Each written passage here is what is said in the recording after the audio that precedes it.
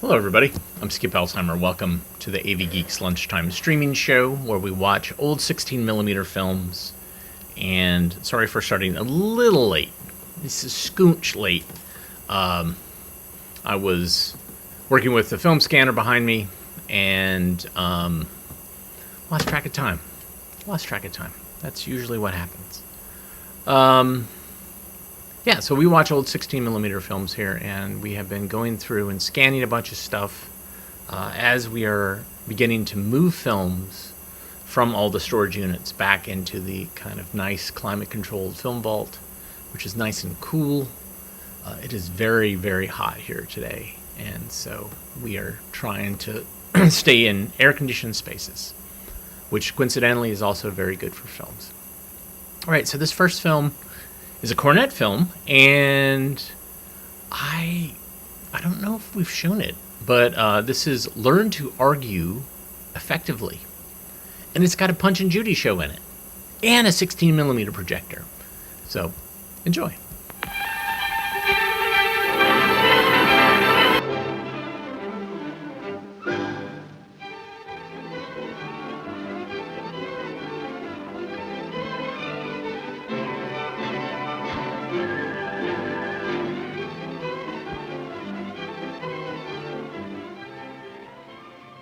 This is the story of an arguer.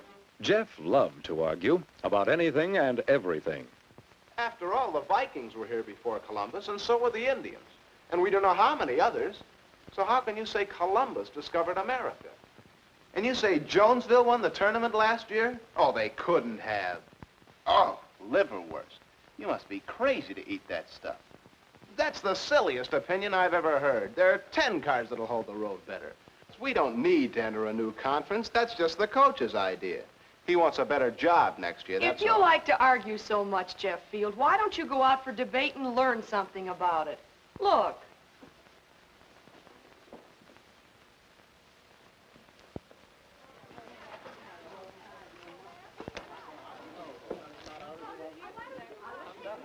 All this stupid. Now, what's a puppet theater have to do with debating? Okay, Mr. Evans. Thank you, Alice. We've an interesting gadget here. You'll see why in a moment. Now, we're here today to find out how to argue. Is that so difficult? Well, it isn't easy to become skilled in argumentation. Okay, Alice. Now, first of all, what subjects are worth arguing about? Now, let's see how many of us can recognize suitable subjects for arguments. Alice? Oh, Judy, where are you? Judy, my love. Oh, I'm tying my shoes, silly. Well, now you're here. Listen, I went out to the farm yesterday. You did, and what for? Oh, look at the animals, and I saw a purple cow, and Purple cow? Yes, and I went up to her, and I said, how did you talk to her? Why, with my mouth, silly. Answer my question. I know you talked with your mouth, but that's not what I mean. Well, then say what you mean. Well, how could you talk to a cow? Now, who said anything about talking to a cow? Why don't you listen? You interrupt all the time. Now, looky here. You take that and that and that. Talk to a cow right here. Well, was that a good subject for argument? What was the argument about? Yes? I guess it was whether Punch talked to a cow. But Judy wasn't there. How would she know? If there's no evidence available on your subject, why argue? What would be a better subject for them to argue? Well, Judy might try to convince Punch that there is no such thing as a purple cow. Or that he might be more observant. She might try to... What is a good subject for argument? Jeff thought about that one. He remembered some arguments he'd had. You say Jonesville won the tournament last year? Pointless to argue about a fact. That's easily checked, isn't it? Oh, liverwurst. You must be crazy to eat that stuff. Pointless, too, to argue about matters of personal taste. They're seldom changed by argument. That's the silliest opinion I've ever heard. Why, there are 10 cars that'll hold the road better. Arguments about opinions can be purposeful, for argument often does change opinions. We don't need to enter a new conference. And That's arguments about proposed actions can be purposeful if they make their points. Yes, Jeff thought about these things. Well, all right. If it's a subject on which we can influence what others believe, argument has purpose. If not, why argue? Agreed? Fine. Now, let's go on to another question. Assuming that we have a good subject for argument, how should we argue? Oh, well, where do you think you're going? Well, I'm going to Garden City next year with the team. We're going to join the new athletic conference, you know. Huh. Just because everybody wants to take a trip, we have to join a new athletic conference. Well, this is our big chance. We'll put our school on the map. Garden City, Garden City, go to Garden City. Do you think we're blind? Everybody knows you're just trying to take a nice long trip at school expense and get beat. Well, anyway, you'll agree we should try to put our school on the map if we can. Sure, if we can. We've done okay, so now there's Well, no reason to let's have not to- have the same kind of argument that they had. This is a hot issue. We chose it because it is a real issue here in our school right now. It's a good subject for argument, agreed? The question is, how can we make that argument profitable? How can we argue so as to change opinions? Now, let's repeat this Punch and Judy argument. Whenever you see anything that keeps it from being profitable, we'll stop the show. All right, Alice. Oh, well, where do you think you're going? Oh, I'm going to Garden City next year with the team. We're going to join the new conference, you know. Wait a Oh, minute. there's something wrong there. We haven't decided whether to join the new conference or not. Punch doesn't seem to know what he's talking about. And you feel you have to know what you're talking about to argue profitably. I'll say. All right. 1, be informed. Know your subject. That's the first essential of how to argue profitably. All right, Alice. Just because everybody wants to take a trip, we have to join the new athletic conference. Well, this is our big chance. We'll put our school on the map. Garden City, Garden City, go to Garden City. What do you think we're doing, Theo? Punch and Judy aren't listening to each other. How can Punch convince Judy if he doesn't know what Judy thinks, and vice versa? Good point. That's step 2. Listen and understand. You can't argue profitably until you know what your opponent believes. All right, Alice? Well, anyway, you'll agree we should try to put our school on a map if we can. Oh, sure, if we can. Well, Hold why it. can't Isn't there something there? I mean, well, sometimes when you're arguing, you waste time over points you really agree on. At least Punch was trying there. Good point. I wondered whether anyone would catch that. Find common ground. 2 people in an argument usually agree on something. They have to, or else the argument won't convince anyone of anything. And if you know where you agree, you can see more clearly where you disagree. Isn't that important in argument? Find the issues.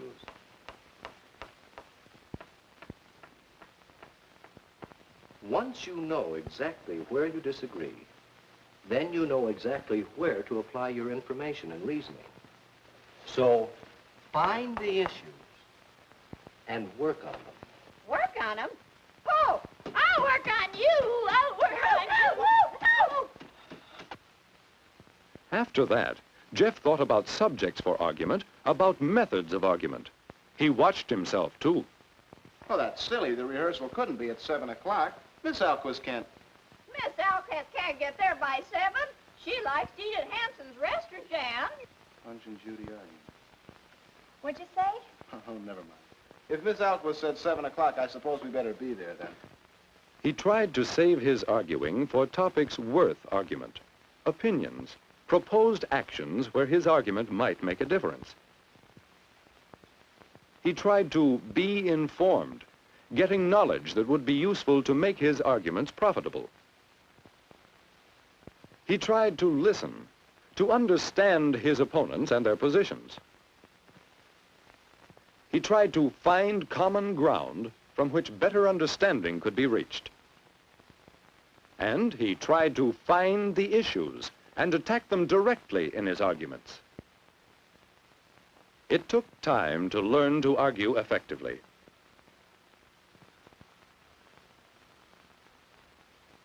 But one day, not long ago... Listen, gang, ticket sales are going swell, so I guess we'll have to reserve the gym for our party. Wait a minute, why the gym? We want to use the lodge at Langdon Park. That's rather expensive, isn't it? No, it isn't. Besides, think of all the... Do you know how much they charge for the lodge? Well, no. Well, we want our party to be informal, don't we? That's right. We could have a good informal time at the lodge. We could decorate there. And they have a big fireplace where we could roast weenies and marshmallows. That's a wonderful idea. So don't you think we should first find out the cost of the lodge and then decide? Yes, Jeff is still an arguer, but he is learning to make his arguments purposeful and profitable. How well do you argue?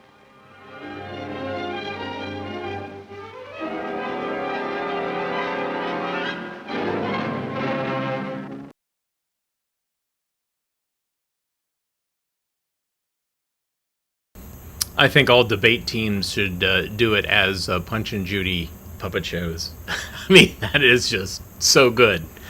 Yeah.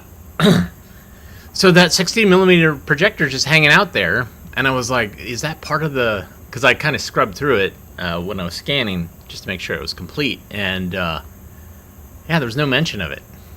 There's another one, which is about...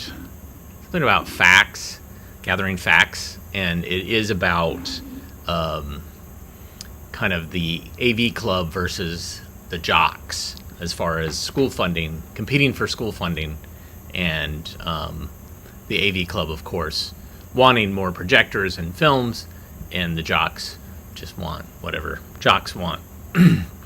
Okay, so this next film is MTI. MTI was Motorola Teleprograms Incorporated, which was a splinter off of Motorola, who made police radios, and I think they realized that they needed to do training for all this telecommunications equipment that they were making and selling to police departments and ambulances and etc. And so they started making films related to that, but then they started making films related to law enforcement, and then later, in the 80s, started making films for general audiences, specifically kids, related to drugs, alcohol, tobacco,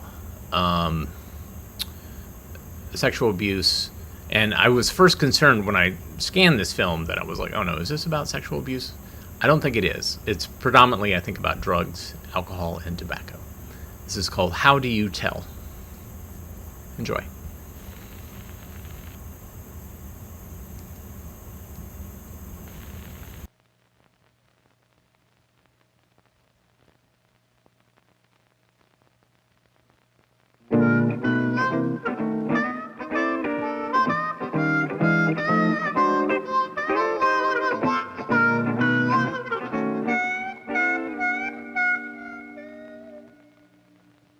How do you tell?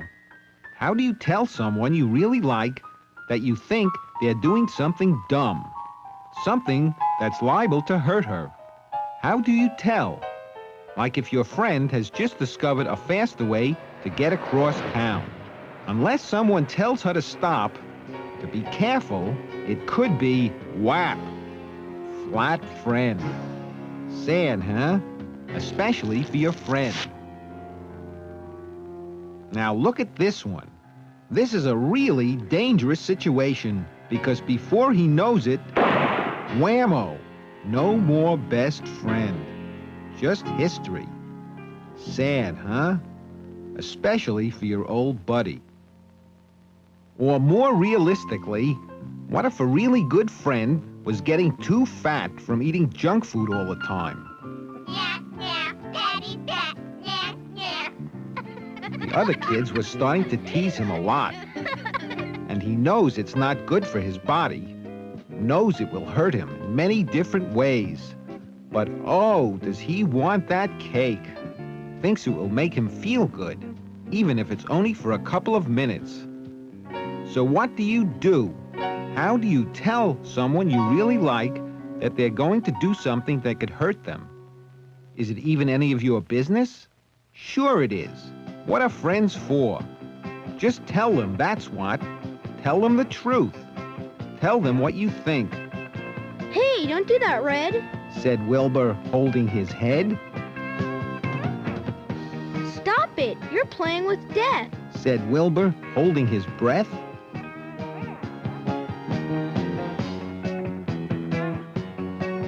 Hold it. Wilma said, with not a little dread. Wouldn't it be better if you had that orange instead? See, it works. If you don't want to see your friends get hurt, then say so. And if you can suggest something else to do instead, it works even better, especially if it's something like this. What if a good friend has just discovered what she thinks is a surefire way to be cool, grown up, instant adult? Yep, that's right, cigarettes, tobacco. Boo! Yuck. Sicko. So, what would you tell her about cigarette smoking? I would just say, I'm really sorry that you're doing that, and I don't think you should do it anymore because you're going to get really sick sometimes. You can even die from it. Stop, because, I saw this picture that lungs get black, and then lung cancer, and your lungs are not as good anymore. Plus, it just really hurts your health.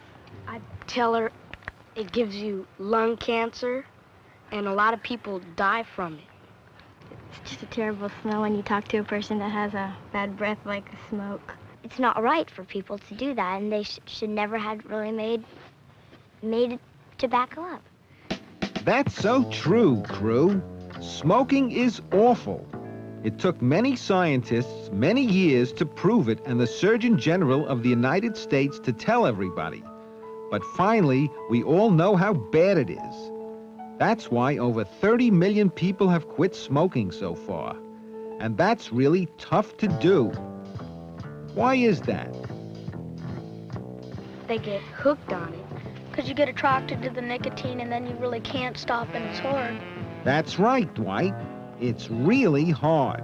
And for that many people to quit smoking, they had to have a little help from their friends. So how do you tell her? If she were your friend, what would you say? I'll tell her that smoking cigarettes is bad for you. And I really care for you because you're a good friend of mine, and I just wouldn't like you to do that because I don't want to see you get hurt. Hey, this is heavy stuff. I like you too much to see you hurt yourself, so I just gotta say, don't smoke. Dope. Very good, Wilbur. Don't smoke. Dope. Because that brings up another big problem. Smoking dope. Marijuana. Why do some kids want to smoke pot? Probably people around them are smoking and, they feel left out. I think the reason, most people smoke marijuana is, if their friends do it and they want to really hang around with their friends and they don't smoke marijuana, so when they want to hang around with their friends, they start smoking it so they can hang around with their friends. And also, their friends say, oh, come on, it's nothing bad. And they just kind of pull them into it. They start doing it and they think it's fun, and sometimes they get so attracted to it they can't stop. And well, some kids, when they don't feel good, they think it just brings their joy up. It's something that makes them feel good. And sometimes they're not aware of the damage it can do to their bodies and their minds and so on. Teenagers also smoke it, to get rid of their problems. You're absolutely right. You got it. And it's avoiding these problems that eventually can get so scary. Because like cigarettes, marijuana can have long-term effects. What's the dark side of pot all about? Do we know? Scientists are really worried about what they call scrawny potheads, because they have found that smoking pot decreases the sex and growth hormones, causing a loss of energy and strength. So, the growth process in kids slows down, physically and mentally. They're concerned, too, that marijuana smoke has more cancer-producing stuff in it than even tobacco smoke. And they're trying to find out what kind of damage pot may cause in brain cells. Because many dope smokers have suffered a kind of brain burnout. Their muscle coordination has become dull and slow-moving. Trying to do things like drive, skateboard, or play sports well is really tough and dangerous. So, the scientists want to find out why. Yeah, smoking pot is pretty heavy stuff, huh, guys? Especially when your body is still going through chemical changes as it grows along with your mind. So what do you think can happen when another kind of drug, another chemical, is added? Alcohol. Whoa! Lotto City. Wiped out. Yep, you guessed her, Chester. When you combine dope and alcohol, it can really do some awful things to a body. Any body. Because it isn't as simple as just taking one drug with another and creating twice the change. No way, Ray. So what if you think a friend of yours is in this kind of trouble and doesn't know it yet? How can you tell? What do you look for? Well, when kids smoke marijuana, you can tell by their eyes really get red and watery. And when they walk, or, it's not really straight. When they talk, it's sort of it doesn't make sense. You can also tell by the smell. The smell goes on the clothes and the breath. Like when they walk, they start staggering and stuff. And they talk crazy, and you can tell by the way they talk, because they don't really talk normal. And when they smoke marijuana, you can tell because, say they were kind. They won't be kind anymore. And they'll just be mean to you and say, I don't care, and everything like that. If they don't care, then how is being stoned going to affect the kid's daily life? Like, what's going to happen to his schoolwork? It dulls your thinking. It's hard for you to think. And it makes your reflexes slower. Marijuana will destroy the brain cells, and the brain cells can't reproduce. And it will just bring you down. Grades just drop. Like you could be an A student and you go down to D's. You don't do your homework or anything, and that gets you in trouble. Or else you forget to do your homework, and then you make up lies for it, and it gets you even more trouble than you already are. And then I also heard that marijuana is an addiction, that people get an addict, and it costs a lot, and then, you crave for it, and then you steal for it if you don't have any money. My brother's a teenager. He's 18, and he's been smoking marijuana and stuff. He has a truck, and he keeps driving it really strangely, and he goes around, and it's like his mind is totally blasted off into another world. He's not like he used to be. He used to be really nice, and sometimes he's just going crazy. He really gets into fights with people, and he doesn't go to school, and he's getting in pretty big trouble. There it is, folks, the real stuff. That's what can happen with drugs and alcohol. So what can you do for your friends? How can you help them? What can you do if a friend offers you some? Actually, I'd say no to my friend or whoever, and say that it's not my plan to ruin my life, because if I do start it, then that means I will mess up my career, or I will be messing up my school, and I would like to finish my school and go on with my career and pursue the right thing in what I do. I would tell them no, and I would tell them they should stop, because there are better things in life to do besides smoke marijuana or smoke cigarettes and mess up your life like that, because once you get hooked on, it's very hard to stop. So there's better things in life to do.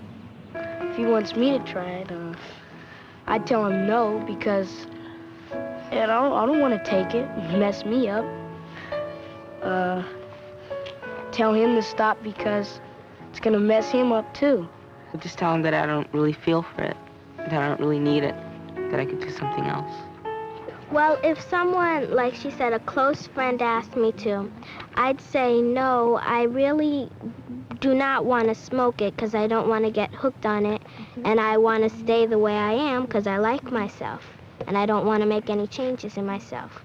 And I said, because I learned to love myself, and I like the person that I am and for who I am.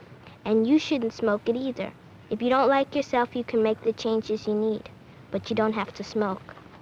You don't have to smoke, and that's no joke. So telling your friends what you know is the best way to go. And if you're still worried about them, don't give up. Keep trying. Find fun things to do. Here's our old friend Harold. Do you think we could help him now? Let's try it, Come with us. said Gus, You don't need a toke. said Doke, Getting wasted is nowhere. said Claire, See what we mean? said Dean, Well, I'm beginning to. said Harold to his shoe. I want to be bold as I learn to be old. Harold told, We're all the same. said Jane, Then there's one more thing we need to say. said Jay, What's that? said Pat. Don't smoke! Don't! They said with hope, and all rode happily away.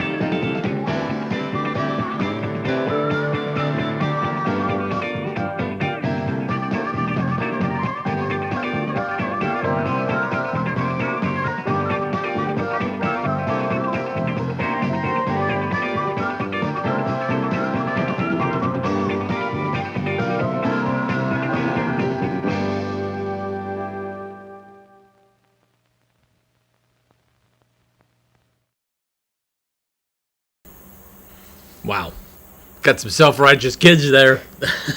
It's kind of a trope.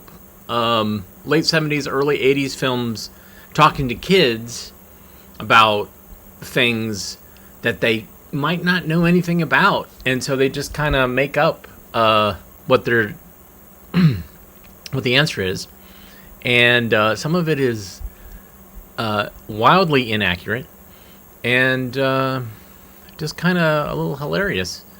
Yeah.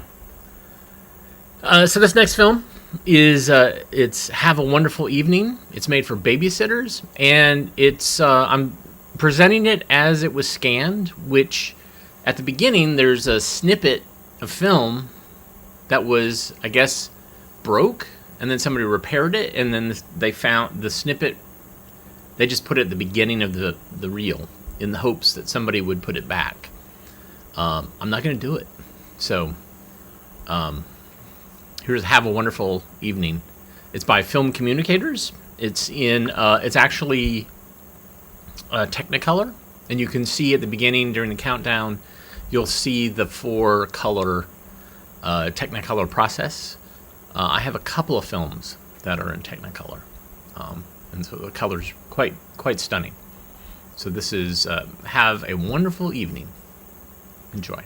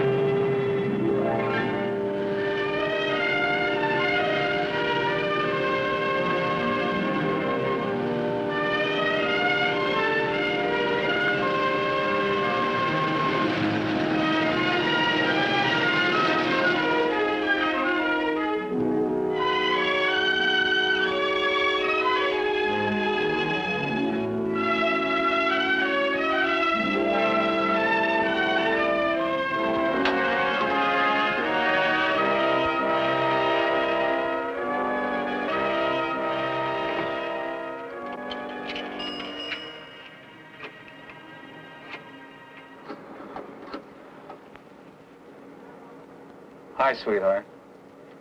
Well, we overflew St. Louis, and I'm back in tonight. You still want to go to the party at the club? Okay. Get Betty Jo lined up to sit with the kids, and I'll be there in a flash. Okay. Love you. Bye-bye.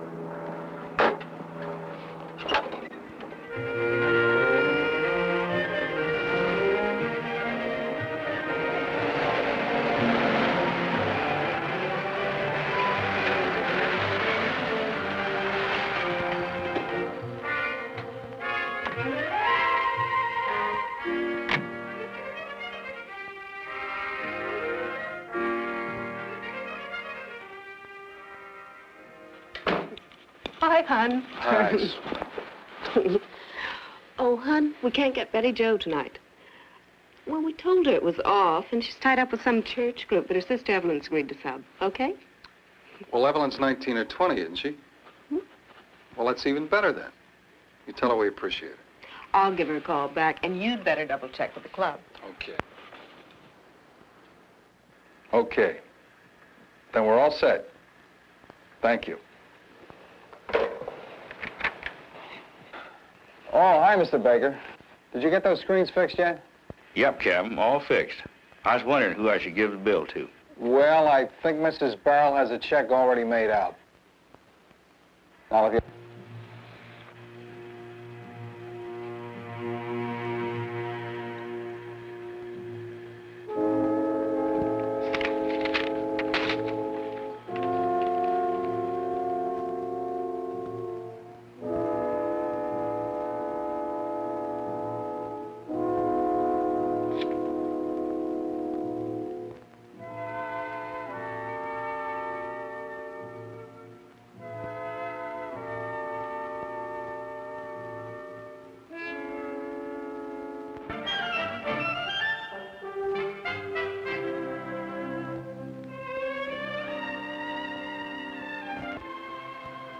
Oh, I don't think I'll have any trouble. I'm sure you won't. But in any case, you're all set. Have a wonderful evening, and don't worry. Thank you. I'm sure you'll do fine. And the boys are ready for bed. Okay, fine, yeah. Good night. Good night. Good night. Thank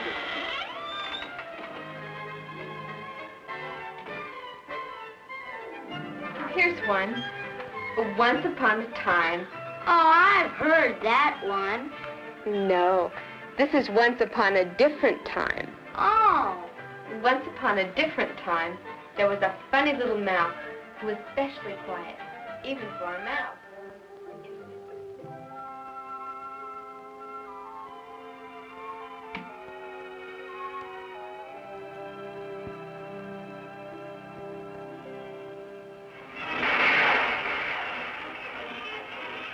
One color, and the top fur is another. Can you open that?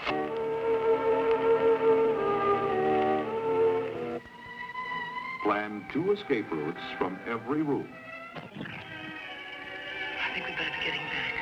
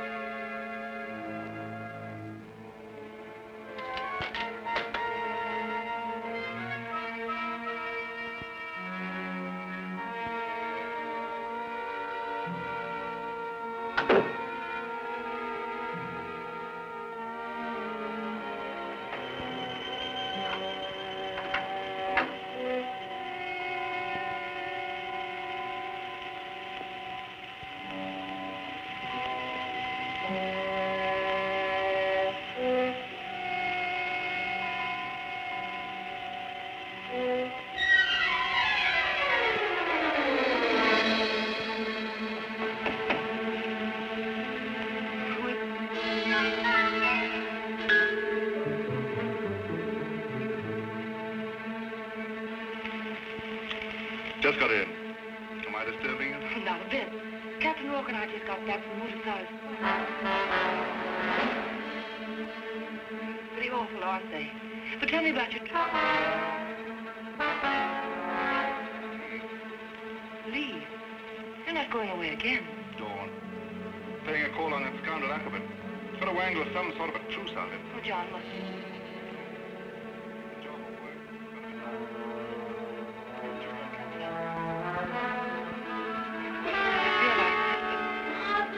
I just don't want you to leave.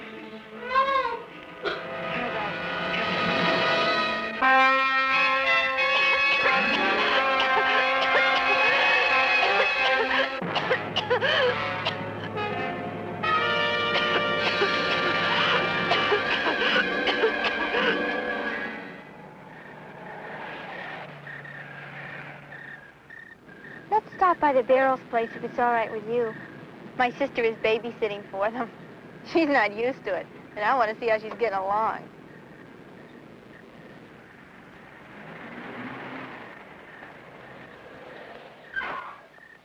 It was really a lot of fun tonight. Look, it's a fire! Hey, the Browns are still up across the street.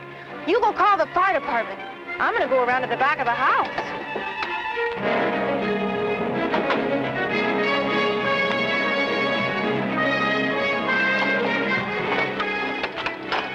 Oh, I was just going to bed when I saw the smoke. Sarah's calling the fire department. The boys' room is up there on this side, isn't it? Yeah, let me go, Mr. Black.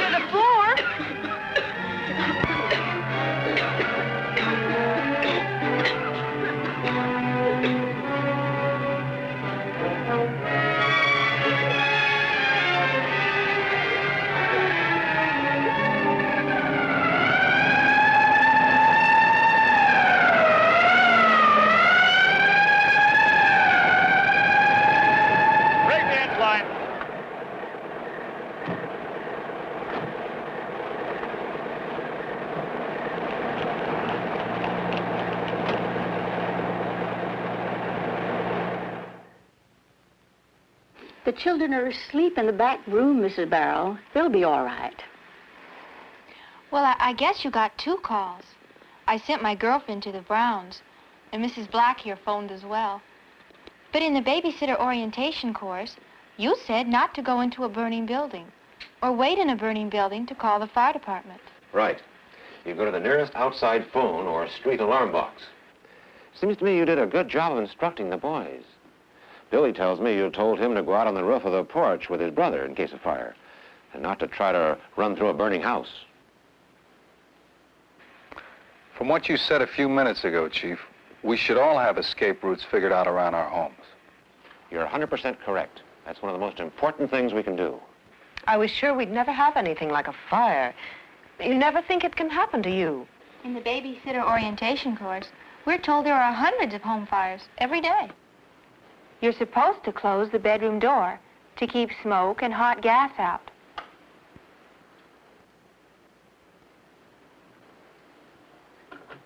If you smell smoke or think there is a fire on the other side of the door, don't try to open it until you have felt the door. If it's hot to the touch, don't try to open it at all. If it's not hot, open it carefully. In case there is heavy smoke out there, shut the door and take some other escape route. Where there is smoke, crawl on your hands and knees. Heat and smoke rise. Air is nearly always pure and cooler near the floor. More people are suffocated by smoke and hot gases than are ever burned. And of course, you don't ever leave small children home alone. And don't go to sleep.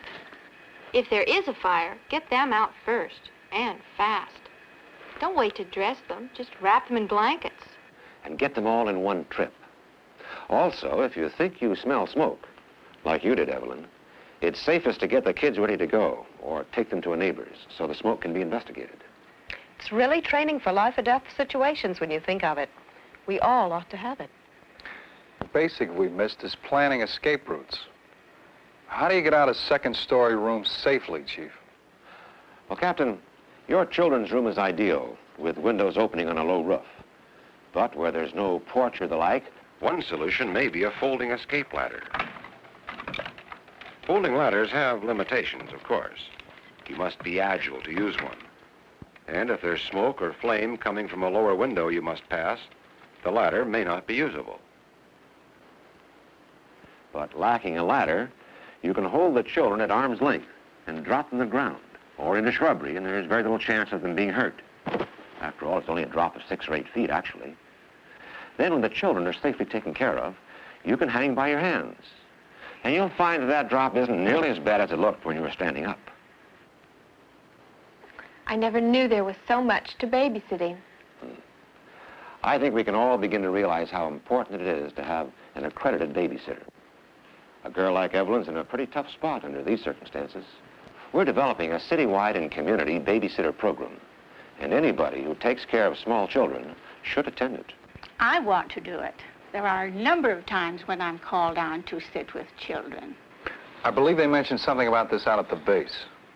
Yes, a good many military bases have programs like this.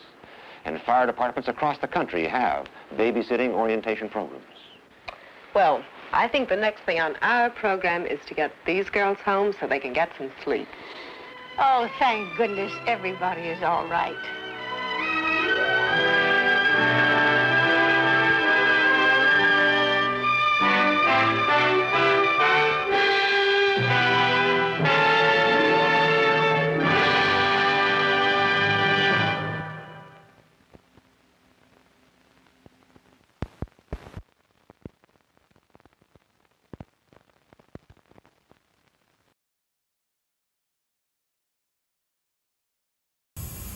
Oh, I forgot. There was like a really good leader lady in there. Let me see if I can get back to that. Hold on one sec.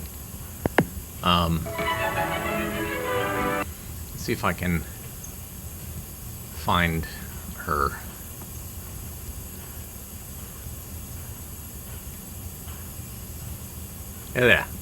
There we go.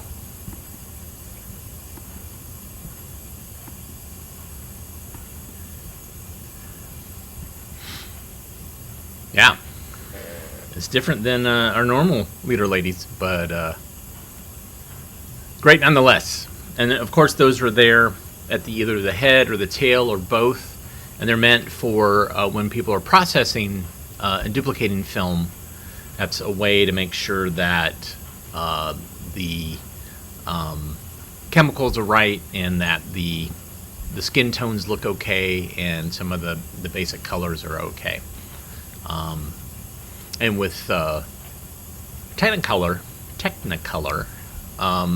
there's also a printing of multiple colors on top of each other because it's usually a 3-strip process where there's yellow, cyan, magenta, and you want to make sure they're all aligned and look okay. So that could also be what that's for. All right. This film is one of the films we've been scanning, and unfortunately we had to toss it after it was done because it was incredibly vinegared and shrunk. So you'll see it kind of like go, and it's missing the title. But we got a good 4K scan of it, and so unfortunately now it's in the trash. That's what happens. Film eventually, most films succumb to some sort of deterioration, and this one lived a very long life. So here's From Trees to Lumber. Enjoy. Hold the character of a nation. Trees provided and the raw material for their first business of life. Ever-growing, ever-producing forests are America's greatest renewable natural resource. Today, our forests are growing more timber than ever before. All across the country, forests still ring with the stirring cry of timber.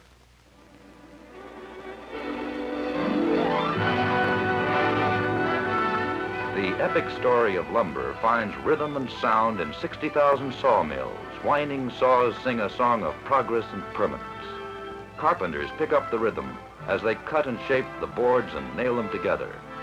Walls are raised into place. Roofs are added.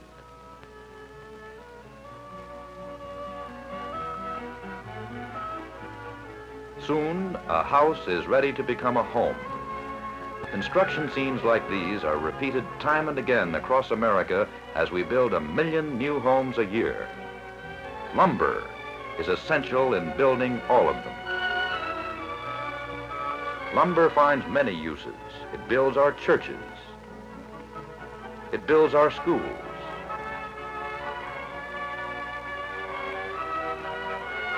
Farmers use lumber to build their houses, barns, sheds, and fences.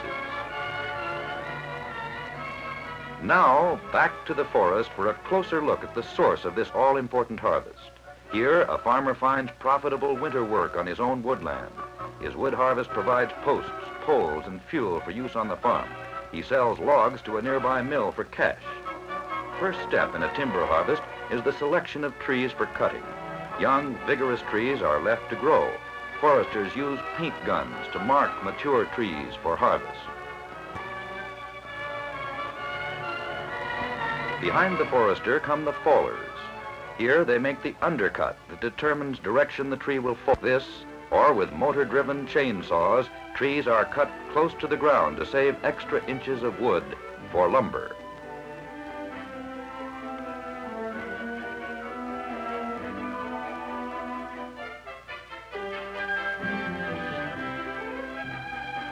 Today's lumber harvest is fast, efficient. Loggers chop away the limbs and cut the tree trunk into saw logs, which powerful tractors skid to loading decks.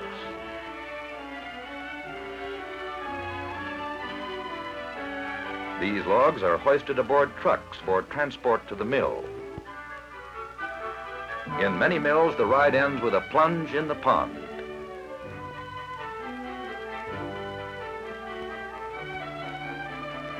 There, sure boom men separate the logs for different uses and with long pike poles guide them to the bull chain. On the bull chain gets a stinging shower to wash away grit and dirt that might damage saws. The sawing process begins at the head rig. Small mills use circular head saws. Larger mills use band saws like this. Each time the log moves in position for the next cut.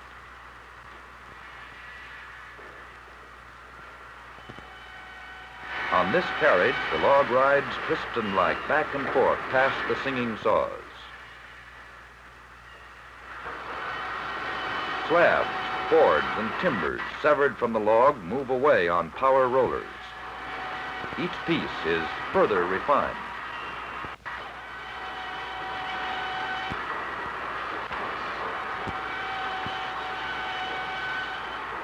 With hand signals, the sawyer directs every movement of the log and determines the size and position of each cut.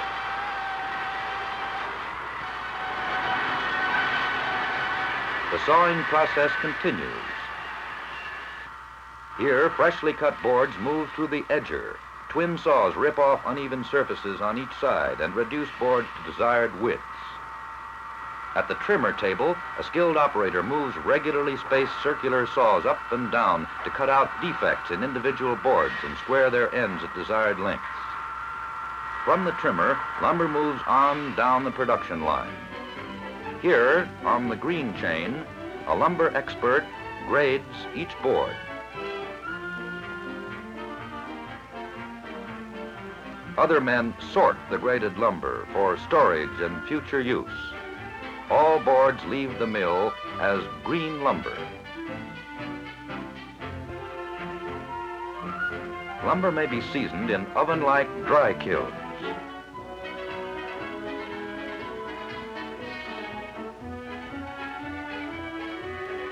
where moisture and temperature are controlled by precision instruments, or in open-air drying yards. Sometimes a combination of both seasoning methods is used. Some rough lumber goes into construction work. The rest is processed for specialized markets. Here, a planer cuts and smooths rough lumber into finished lumber. Some boards are specially grooved and shaped for flooring, siding, molding, and many other dimension materials that supply the 1,001 needs of America's builders. Some becomes framing for windows, or siding for houses, or flooring.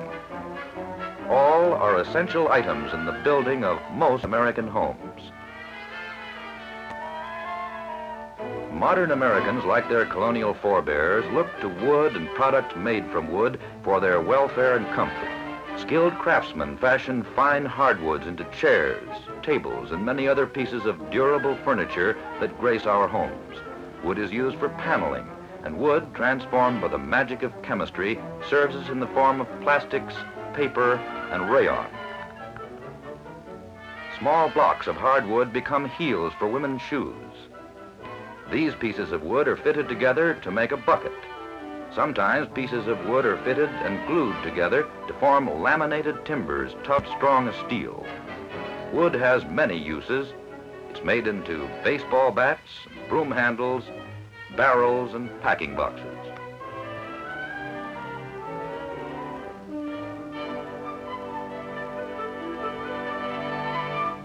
The steel rails that support America's trains rest on wood.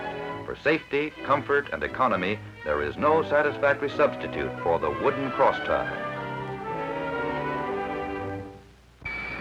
Plywood is another wood product essential to modern living. It is made of thin layers of wood called veneer, held together by glue. Veneer is peeled from logs like this. Razor-sharp knives slice an endless sheet of wood from the turning log. Desired are dried and glued together in crisscross pattern to form plywood. Plywood finds many construction uses. Here it provides forms for cement. Smooth plywood panels are easy to handle and durable. Plywood helps build our homes. Its strength and flexibility and convenient size make it ideal for even the most difficult jobs. Plywood is used for interior finishing and for cabinets and cupboards. Fast, easy to handle, and seaworthy. Like lumber, plywood is an all-purpose product. Behind all this stand our forests, vast, vigorous, green, growing. But these forests need man's help. They must be managed wisely, protected from insects, disease, and fire.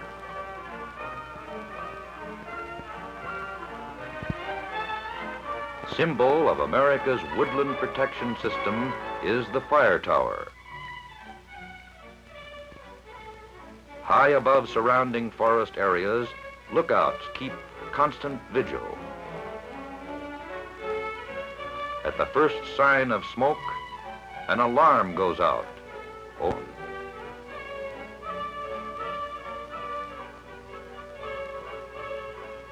Firefighters speed to the scene.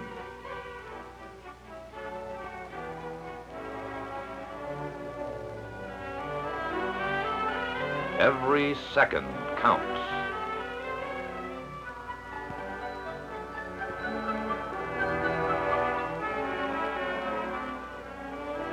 If spotted in time, a small fire can be brought under control in a few minutes. Unchecked, the same fire may race across a great expanse of forest, killing all in its path. This is the mark fire leaves on the land. Devastation, destruction. Most of this waste can be prevented. Most forest fires are man-caused. some progress is being with fire in the woods.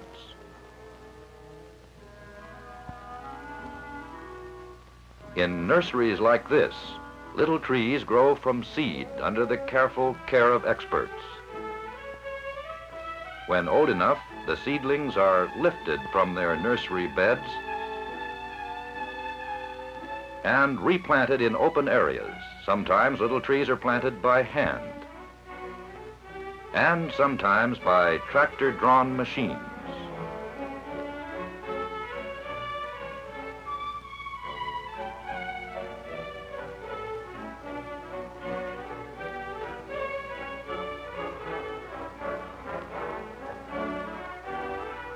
Forest land owners in the United States plant 500 million trees a year.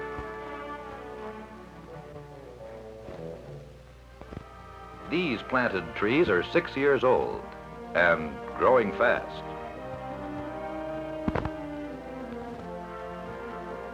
These are about 30 years old. However, most trees in America grow from seed dropped by parent trees. Scattered across the forest floor by wind and water, these tree seeds sprout and mature. Today's tree farming practices produce the forest products we need even as we grow trees for tomorrow's harvest. This, then, is the story of lumber and its allied products. It is also the story of the green forests that produce them.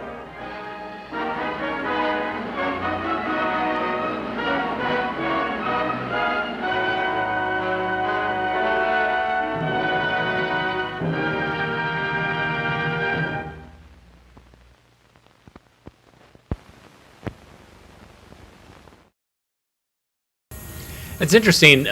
Keep America Green by the American Forest Products Institute, which is routinely cutting down trees. Fascinating. Thanks for tuning in today. Very much appreciate you watching and your comments. What a fascinating mixed bag of films that we watched today. And this is, part of this ongoing process. I try to scan some films during the day, and then we watch them either the next day or the day after that, or and so we've been able to go through and watch some really interesting stuff. Some stuff we've seen before, but a lot of stuff we haven't. So I'm happy that you're there with us. If you like what you saw and you'd like to see us do more of this type of thing, one way to support us is to give us a thumbs up, to subscribe, to hit the notification bell, like all these different little things that social media wants you to do. You can also donate via the Super Thanks button, or go to ko-fi.com/avgeeks or patreon.com/avgeeks. Those are other great ways to support us. And then you can watch other films that we put on our channel. As I was saying yesterday, for some reason, rabies is inching back up. I don't know why. Again, like this happened like 2 years ago or a year ago, where suddenly like all these people are watching rabies and they're commenting, why am I watching this film on rabies that was made in the 50s? And then also The Story of Lead, same thing. So watch some other things and tell your friends to watch some other things. So we can kind of get some of the new stuff in there. I mean, the Basic Computer Terms was a recent upload, and it did get some eyeballs, so thanks for that. But, man, these algorithms are so weird, so weird. I'm glad that you're not an algorithm. At least, I don't think you are. Maybe you are. But we'll be back tomorrow. Everybody have a great rest of your day. Take care.